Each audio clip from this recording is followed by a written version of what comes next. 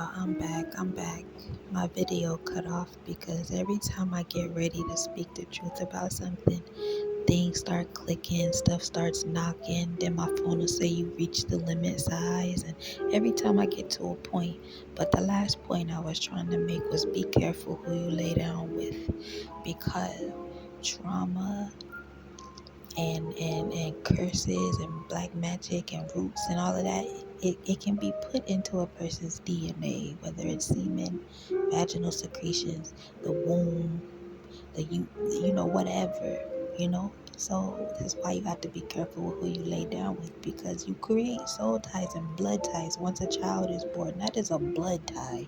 That's not just a soul tie, that's a blood soul tie right there. That's why a lot of people are coming up more and more. They want to be childless because the vileness that's in this world, the hidden darkness that's in this world. You think you found someone, and you find out that you found a fucking demonic nutcase. You found a person that's so full of their parents' negative energy and their grandparents' negative energy, even though they might not be that person. Because that's how you get those people like, I promise they're a good person, I promise they're a good person.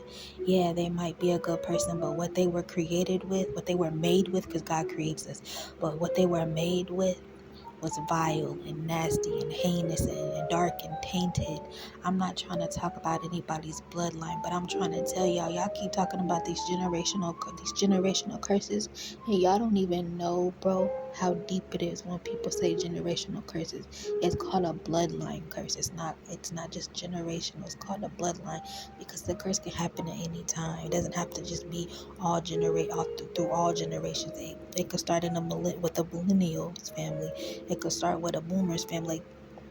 You understand what I'm saying? This is why today we walk around with people that are able to walk inside of a grocery store and shoot it up, or follow a CEO of the healthcare industry and shoot him up. Like, this is why, bro. Y'all are not understanding it.